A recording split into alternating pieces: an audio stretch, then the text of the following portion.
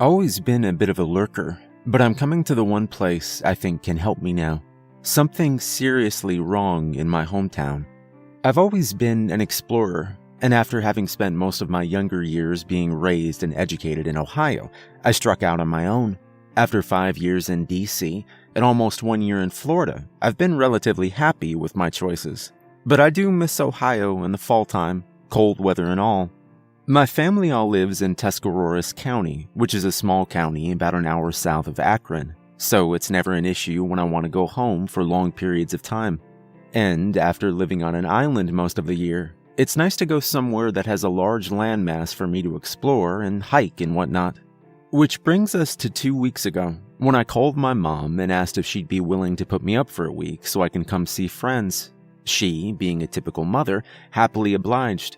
We talked about the comings and goings of small-town Dover, Ohio, and the typical neighbor gossip when she said the area is just changing. Me, being from there, dismissed it. Something was always going to happen, but it never quite materialized in my small hometown. I drove up a week later. Happy to be home and seeing family and friends, I spent the first 2 days bouncing all around the county. But one night, I couldn't sleep, and I hopped in the Jeep and decided to take a night drive. Driving like a bat out of hell across those winding roads till I ended up back in town. I stopped at the local Circle K for a pop. This is the first time I noticed something off. As I walked out of Circle K and into the parking lot, I noticed a man standing in his front yard next to the Circle K. Just standing there, staring straight ahead at the empty street in front of him. I assumed he maybe had AirPods on or something, but he made no noise. Just stood, never once turning his head. I brushed this off and of course hopped in my Jeep. Once started, the radio blared to life louder than I'd remembered having it. I turned it down and once again looked toward the man. He was still standing, but his head had shifted to the left, and he was now staring at my car, staring at me. I could feel it. Needless to say, I noped out of there really quickly and got to my mom's, convinced myself that it was just a weird guy, and fell asleep. The next day, I happened to drive past the house again, and the man was gone. Though I half expected to find him still staring ahead, I told myself to quit being paranoid and just enjoy my time here. 2 nights later, I was at my sister's and we were talking about it. I told her about the man I'd seen, and to my surprise, she said the same thing my mother had said weeks earlier. "Yeah, Zach, the area's changing." I asked her what she meant, and all she said was, "Just is." After a bit more catching up, I hopped in the Jeep again and took off to my mom's. Driving through town late at night was always peaceful, as the roads were usually barren, barring the occasional late-night driver or two. You tend to zone out, except for when you see the random red lights. Something felt off and uneasy, though, to me. I came to a red light, and that's when I saw them. The houses lining the street on the block before me had people standing in front of them. At least one person in front of every single house. All of them standing in their front lawns, uniform, staring straight ahead. I turned off the radio, rolled down the window, and slowed down in front of one of the houses where 2 people, a man and a woman, stood. "You guys okay?" I managed to say. "Nothing." What's going on?" I stammered, trying to put some bass in my voice. Still nothing. Their eyes weren't even focused on me, just staring straight ahead. Their heads didn't even move. Screw this, I thought, and sped off. Further down the road I went, desperately trying to get to my mom's and shake the creepiness factor.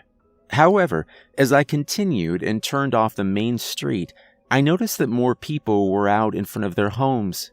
It wasn't every house, but probably 1 out of every 3, all of them staring straight ahead. To my relief, my mother's street was not experiencing this. I ran into the house. "Mom, you gotta get up. Something's going on." "Zach, it's 12:30. What could possibly be going on?" I told her the story, and she looked at me incredulously, and it was obvious she didn't believe me. I begged her to come with me, and I could show her. I finally coaxed her out, and we got in the Jeep, and I went to the areas where I'd seen the people. No one was there. The streets deserted like they usually were at this hour. My mom was annoyed and complained about being pulled out of bed. I told her I knew what I'd seen, and that it was weird, and something felt off in this town. "Zach, the area's changing," she said coldly, almost as if it wasn't in her voice. I asked her what that meant, but she gave the same answer my sister had hours earlier. "Just is." I pressed her for more, but she didn't say anything till we got back to her home. She told me good night and went to bed. I couldn't sleep. Something felt off, and I felt as though those people were still out there. The next morning, I left for Cleveland as planned to see some friends over the course of 2 days. I stopped at Speedway to get gas that morning and was tired due to lack of sleep the night before. I went in for a coffee, and to my surprise, the man standing behind the counter was the same man I'd seen at the start of all this. I froze, unable to move. Does he recognize me, I thought? No, there's no way. I walked up with my coffee, and he looked at me before asking, "Anything else?" "No," I stammered. He was different, fidgeting and tapping his fingers on the counter.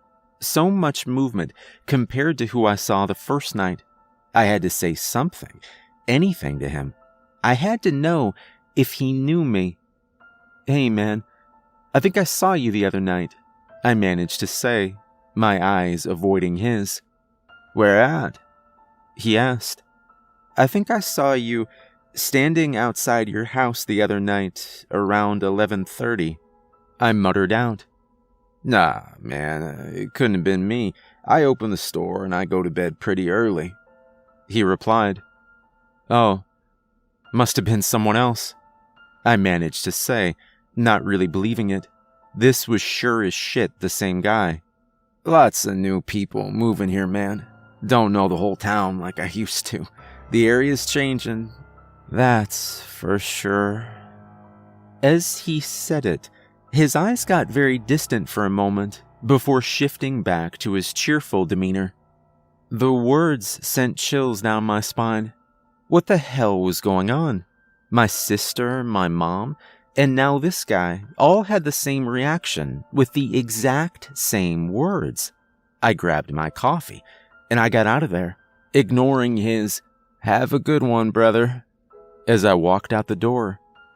Being in Cleveland was wonderful for those 2 days, and I felt as though a giant weight was lifted off my shoulders. Life was normal again.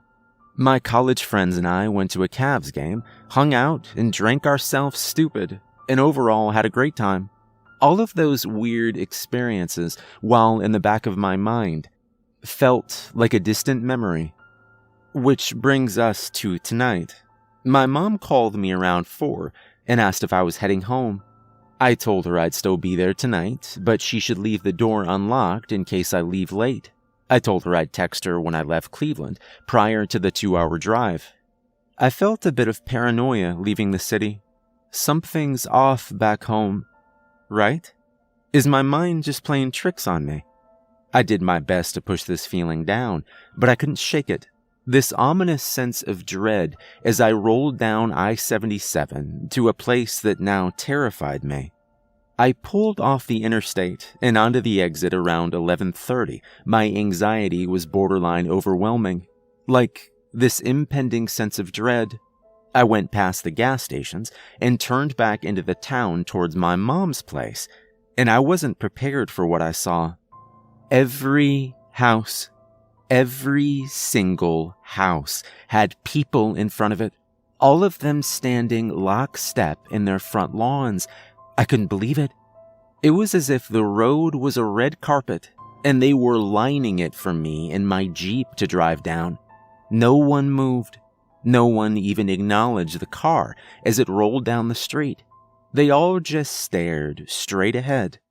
Speeding through the quiet streets, the faces didn't acknowledge me. Just the same blank stares. Fathers, mothers, children, everyone just staring straight ahead. What was this? Why the hell are all these people out here? I finally came to my mom's street, and I saw what I dreaded most.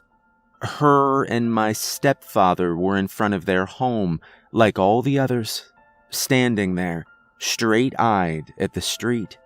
I got out of the car and onto the street slowly, almost as if I was afraid a sudden movement would cause the various neighbors to descend upon me.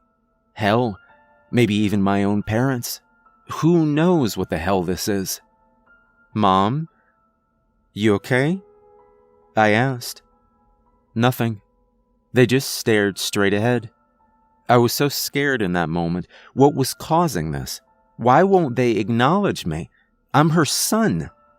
Terrified and shocked, I grabbed my mom by the shoulders. "We gotta get the hell out of here," I said. She blinked. The first movement I'd seen. Her head jerked sideways almost inquisitively, as if she was trying to sort out what was happening. She opened her mouth and let out a slight gravelly breath. "The area's changin'," she said. It wasn't her voice. Suddenly, I heard the sound of movement, and the entire street was looking at me. All at once, they opened their mouth and let out a wail. It sounded like, there's no way to describe it, dozens of wails from these people, these neighbors. Like dozens of people were all crying out in agony, and the sound kept increasing. Almost as if the whole neighborhood was all crying out in one tortured scream. I ran across the front yard as fast as I could, away from my own mother, and I jumped in the car and sped off. As I drove, the screams continued. It was the whole town now. They were all looking at me, their faces shifting as my Jeep sped down the road, but all of their voices projecting out this tortured noise.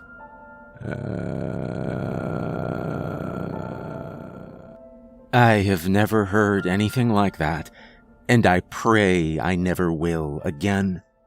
I jumped on the interstate, and I got the hell out of there. I drove for an hour to Akron, and I checked into a hotel where I'm writing this. I don't know what to do. Do I go back in the daytime? Do I call the police? I have to do something. My whole family is there. I tried calling my sisters, and no one answers. I hope they're safe, but I dare not attempt to go get them now. Not until daylight. The area may be changing, but I'll be damned if my family is gonna change with it.